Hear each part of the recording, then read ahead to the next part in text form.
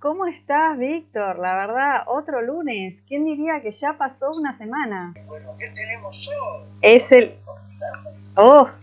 un tema bastante candente en nosotros los padres, ¿no? Los límites con amor. Y también esos límites en tiempos de tempestad. Así que hoy vamos a hablar de algo que a veces nos genera culpa, a veces confusión o miedo.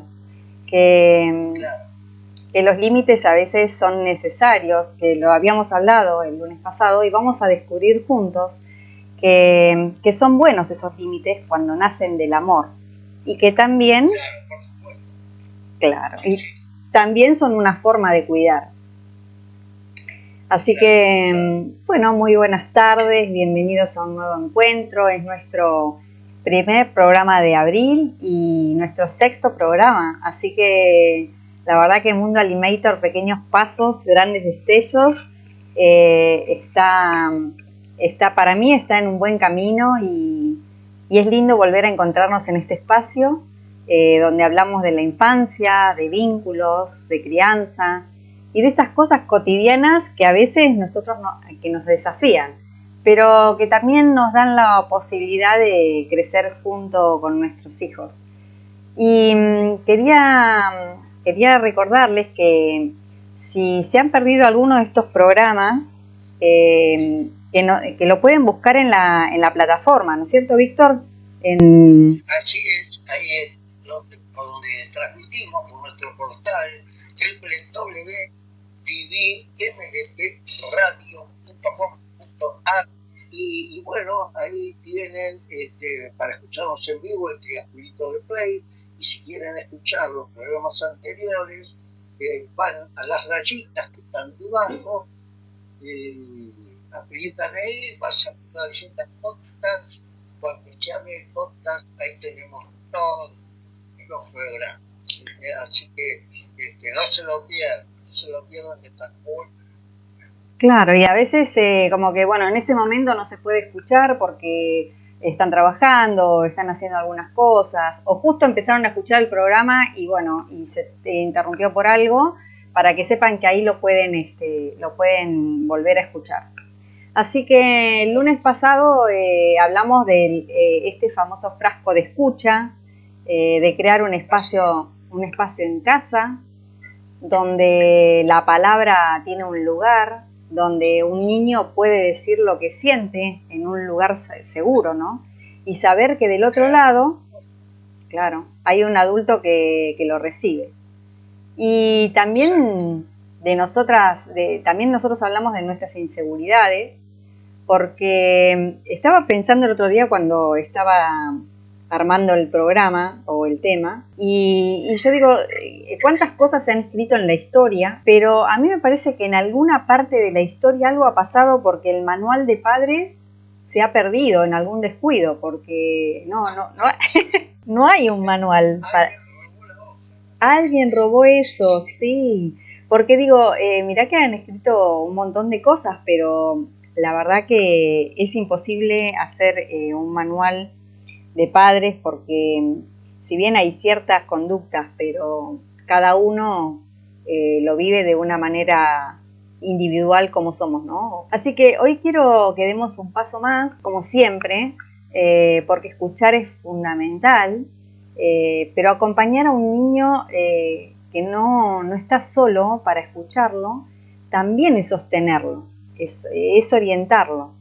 Y de alguna manera ya empezamos a poner esos límites, ¿no? Porque al construir un lugar seguro, estamos delimitando que ese contexto es un lugar donde el niño está seguro y sabe que ahí va a ir para hablar, por ejemplo, y que alguien lo va a escuchar. Y hoy quiero hablar de esto de los límites, pero no desde la rigidez ni desde el castigo, ¿no? Que creo que muchos, y me incluyo, porque era la forma que por ahí nosotros teníamos de esa crianza, más allá de que el amor siempre está, pero era la única, digamos, como la única herramienta que nosotros teníamos, o por lo menos en mi tiempo, para poder educar y que los chicos te hicieran caso.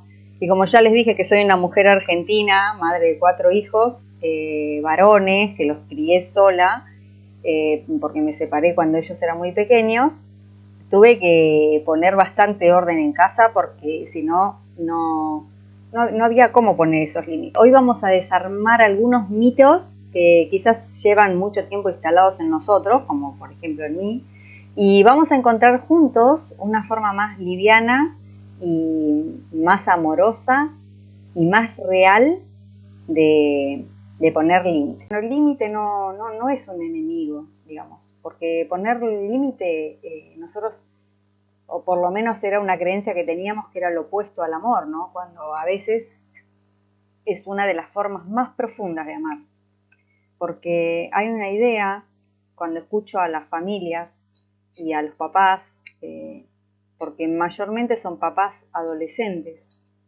y que la entiendo perfectamente, ¿no? Pero la idea de poner un límite puede lastimar a un niño, que si le decimos que no, lo estamos dañando, pero de que si nos mantenemos firmes, ¿no? El vínculo como que se rompe.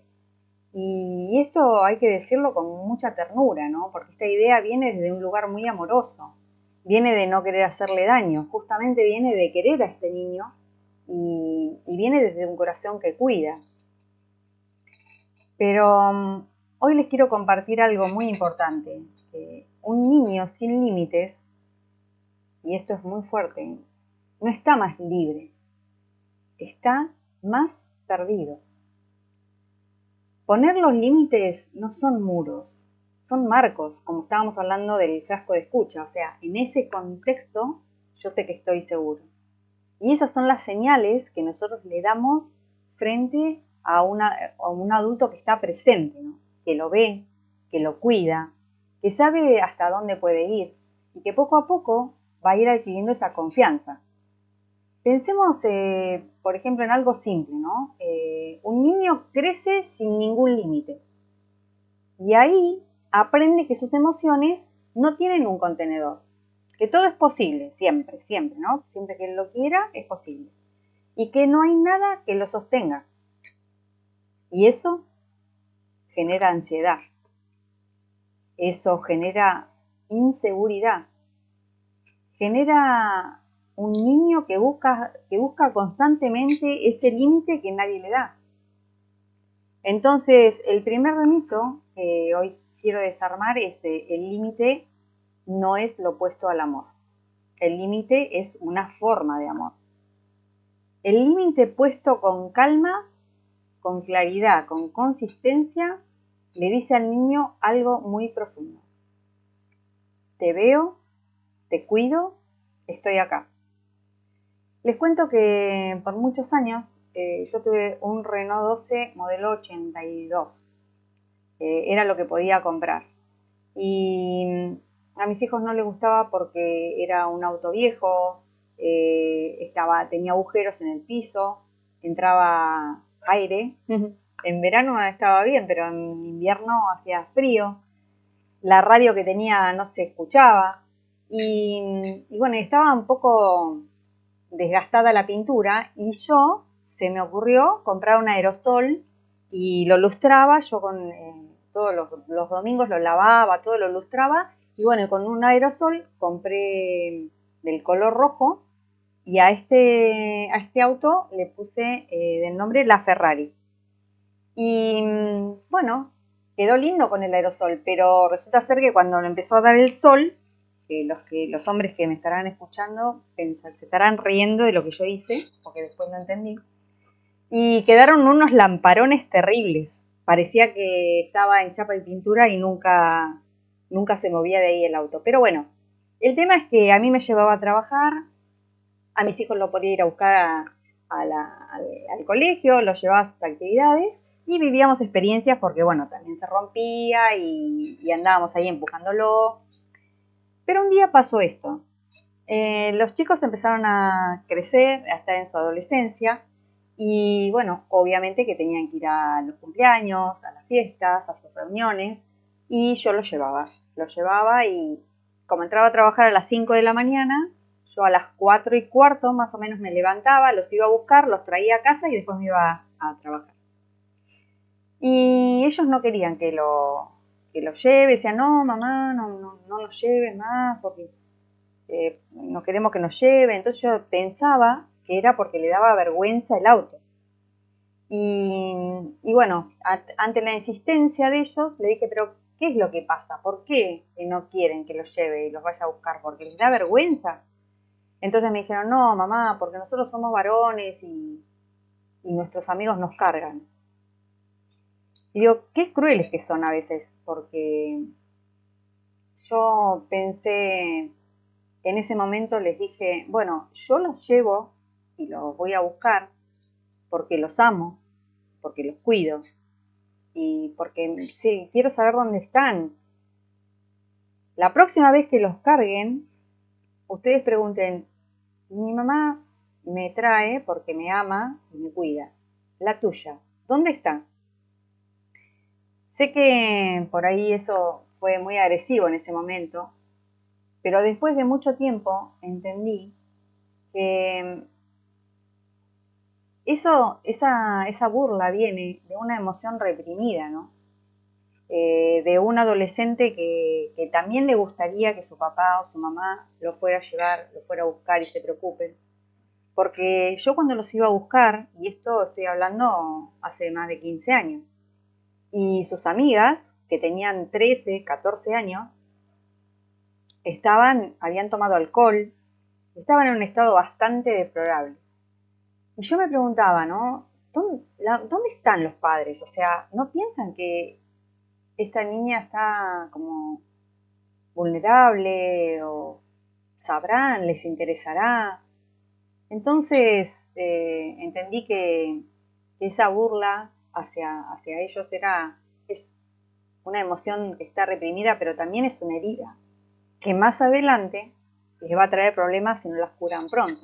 Y esto nosotros lo hablábamos la otra vez de buscar esa identidad, ¿no? Que si nosotros no le brindamos un espacio para que ellos se encuentren una identidad, bueno, las redes sociales hoy le van a decir qué es lo que tienen que ser. Pero claro, entender esto es una cosa y vivirlo en la práctica es otra, porque especialmente en momentos difíciles, ¿no? Quería abordar esto de cuando hacen el berrinche, ¿no? Y el berrinche en público. No sé si te ha pasado y lo has vivido, que es una tempestad esa. Y bueno, ahí no se trata de ganar ni de perder, se trata de acompañarse sin derrumbarse. Y vamos a imaginar una escena como que todos creo que la hemos vivido, en el supermercado, en la plaza, en un colectivo, y de repente tu hijo se tira al piso, llora, grita, pide algo que no le puedes dar, la gente mira. No, es una situación súper incómoda, y en ese momento nos pasan mil cosas por adentro, la vergüenza, el enojo, la impotencia, ganas de que la tierra te trague, ganas de no ceder, que solo querés que pare.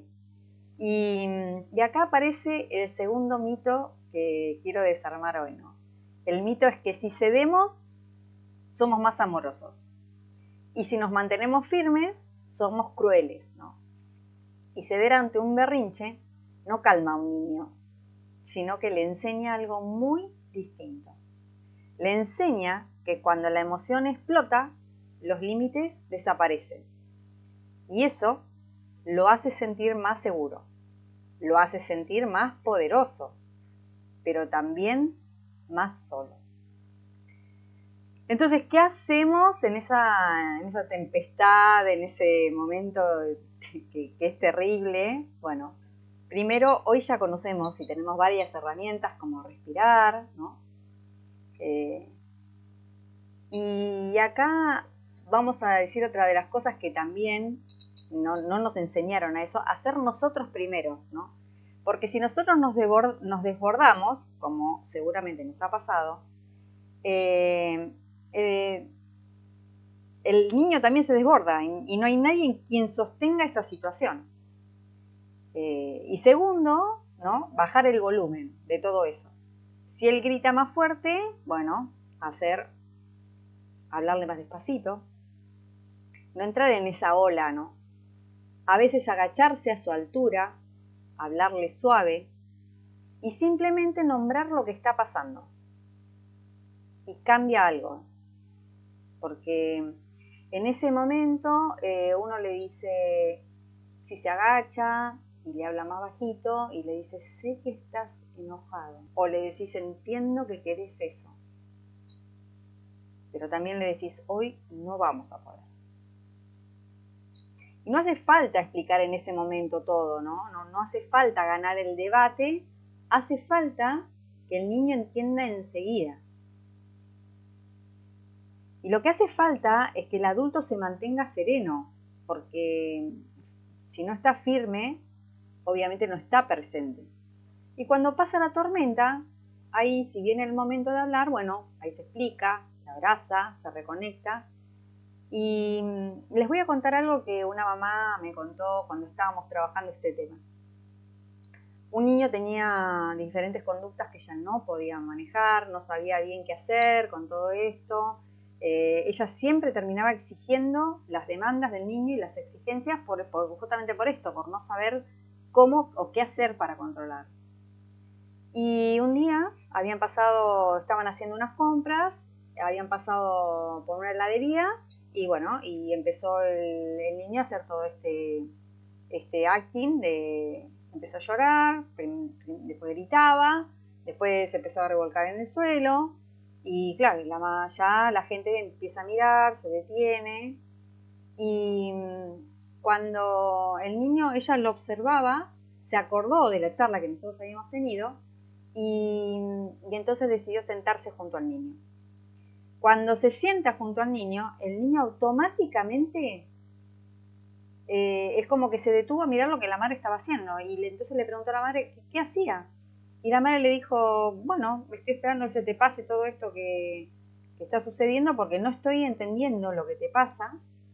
Y le hablaba en voz baja y el niño dijo, bueno mamá, te ayudo, te levanto, nos levantamos y nos vamos. Y la mamá le dijo, bueno, ahora me tenés que ayudar a levantarme porque no puedo. Y así siguieron su camino. Y pasaron unos largos días después de ese episodio. Y estaban haciendo las mismas compras y hacía mucho calor.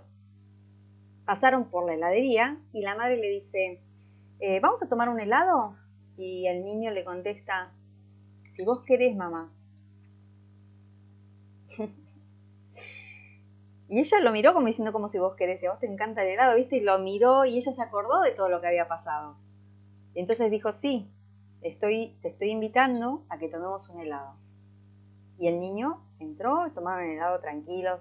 Entonces yo digo, esto de no perder la calma, ¿no? De jugar otro papel, sin poner esto de que yo voy a ganar, sino estamos entendiendo lo que le pasa. Y ahora, ¿qué pasa, por ejemplo, en la casa de los abuelos? ¿No? ¿Qué pasa en la casa de los abuelos con los límites? ¿Por qué pasa? Porque el amor de los abuelos... Claro. Sos abuelo, Víctor, ¿no? Ha comenzado este año el celular. Mirá, claro. Y viste que la casa de los abuelos es algo lindo, el que lo pueda disfrutar es un regalo de amor, es algo pero también se puede convivir con los límites de la casa, ¿no? Porque estamos hablando de niños que son niños pequeños, y la casa de los abuelos es un lugar donde el mundo parece que es más permitido que afuera en el mundo mismo, ¿no? Porque los dulces aparecen sin límite, la hora de dormir se vuelve flexible, el no parece que no existe en la casa de los abuelos. Y esto, sí, y hay que decirlo con mucho amor, porque los abuelos aman a esos niños de una manera muy especial, porque a veces ese amor se expresa en el permiso, ¿no? En el mismo sí que en casa sería no. Pero, ¿por qué? Pero porque nosotros ya pasamos por todo esto y vivimos una crianza bastante cruel o bastante no adaptada, digamos, a todas estas cosas, a todas estas herramientas que hoy hoy nos permiten disfrutar más de la crianza. Y acá aparece el otro mito más común, ¿no? El que pensar que el límite de casa no puede existir afuera. O el de creer que pedir coherencia a los abuelos es quitarles su lugar. Y acá no se trata de quitar el lugar a nadie. Los abuelos tienen un rol único e irreemplazable y su amor es un regalo enorme de la vida para los niños. Pero en cuanto a las reglas, claro, las reglas son muy distintas en cada espacio. Y el niño no entiende en realidad cuál es su mundo real. Entonces empieza a aprender algo complicado, ¿no? Que los límites dependen de dónde estoy y de cuánto insisto. Entonces, ¿cómo podemos trabajar esto, no? No con una guerra familiar, ni con reproches, sino con conversaciones tranquilas, ¿no? Con acuerdos simples y concretos. Por ejemplo, en vez de decirle al abuelo, no le des más dulces, se le puede decir como, está bien que lo mimes, pero bueno, ya sabemos dónde está la fuga, digamos, ¿no?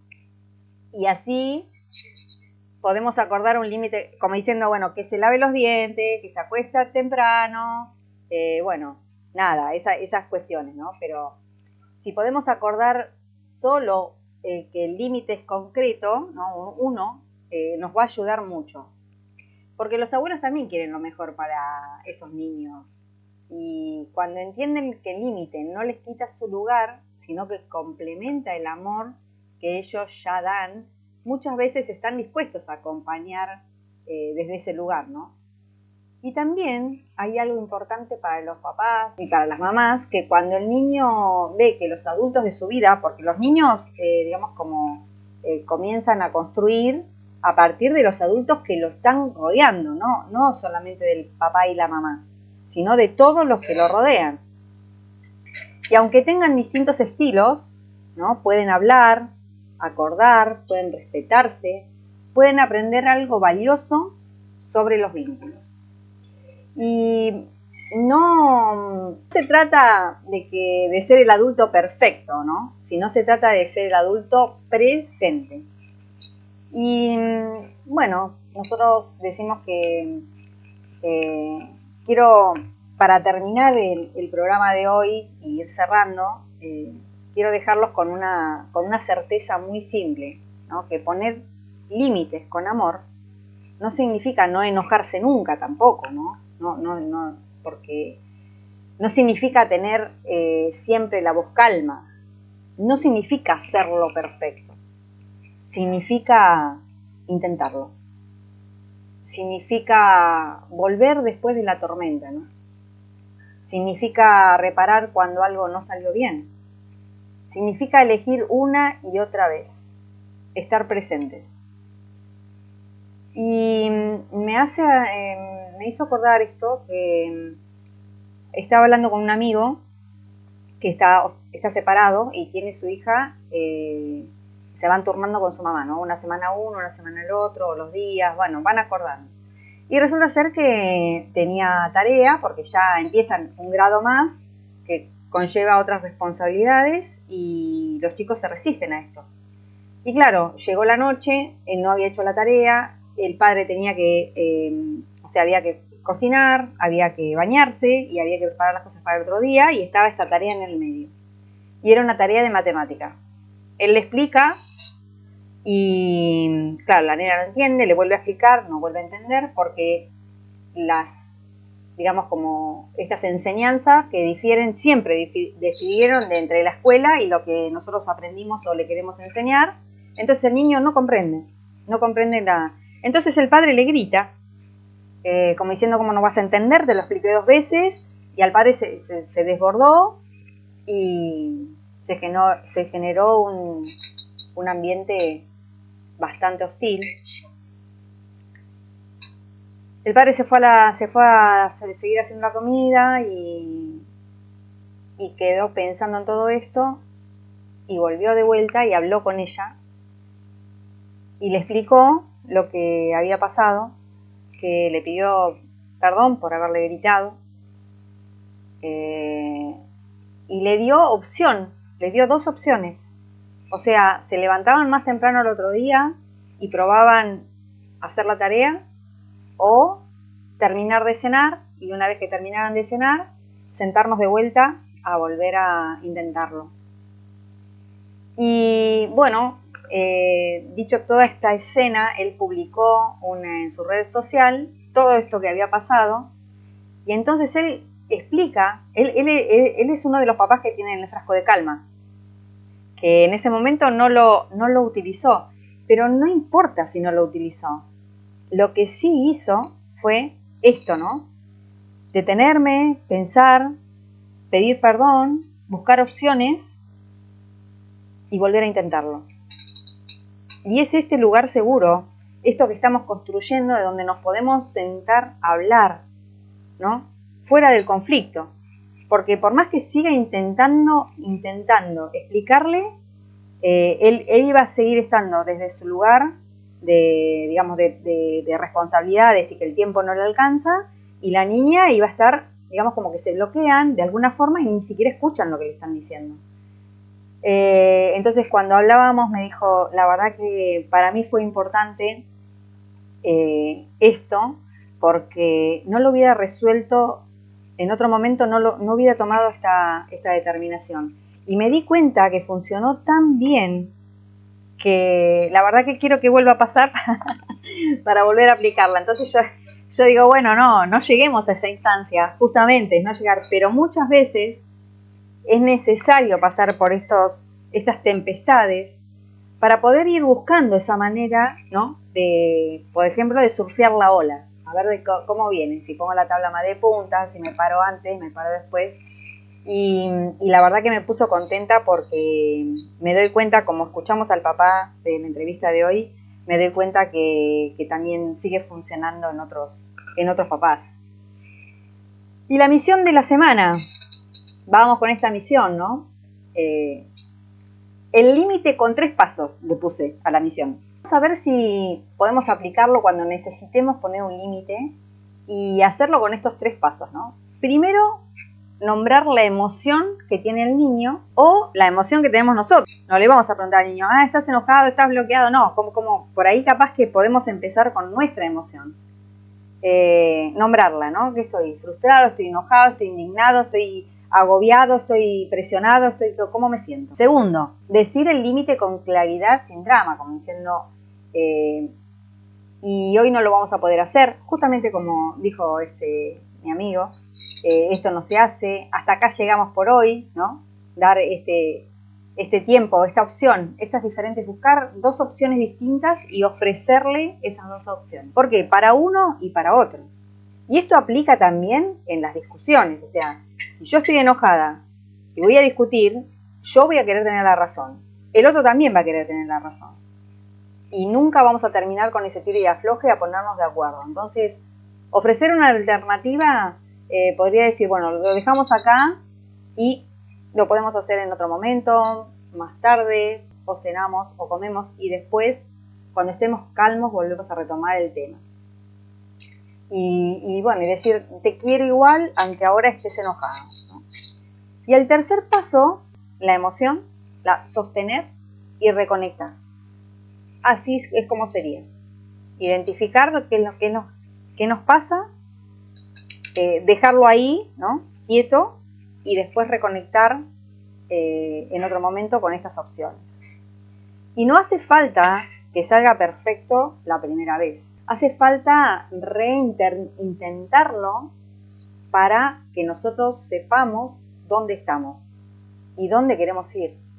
Así que quería leerles algo de la confianza que encontré, como les dije la otra vez, que tengo unas cartas acá del día. Hoy saqué una y me salió lo de la confianza.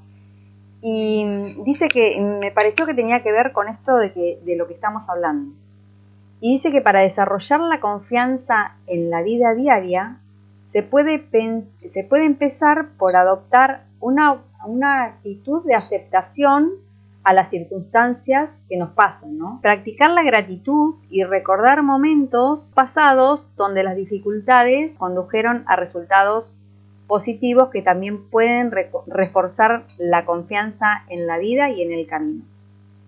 Y todo lo que me sucede es para mi más alto bien, porque la vida no sostiene. Hasta acá hemos llegado, la verdad que hay mucho contenido, fui bastante rápido, pero era necesario que lo pudiera hablar. Me quedaron bastantes anécdotas para contar, no anécdotas sino experiencias propias que me parece que son importantes, pero muchas veces el tiempo nos limita justamente para que podamos expandirnos. Así que gracias por acompañarnos una vez más en este mundo de Alimator, pequeños pasos, grandes destellos. Gracias por estar del otro lado, porque animarse a mirar la crianza desde un lugar más amoroso es algo que tiene mucho valor. Y doy las gracias por seguir construyendo junto a nuestros niños puentes que puedan durar para siempre. Así que el próximo lunes vamos a hablar de algo que muchas familias sienten y pocas veces se nombran, que son las emociones de los adultos. Las emociones de los adultos, por ejemplo, cuando nos pasan estas tempestades que hoy compartimos. Porque no solo los niños sienten, los adultos también tenemos miedo. Los adultos también nos frustramos. Y también necesitamos un espacio para procesar lo que vivimos. Y cuando un adulto aprende a reconocer sus propias emociones, algo muy importante cambia en la manera de acompañar a un niño. Soy Alicia Tavares y me despido con algo que hoy me quedó muy claro. Un límite puesto con amor no aleja a un niño, lo sostiene. Así que nos encontramos el próximo lunes para seguir dando pequeños pasos y descubrir esos grandes deseos.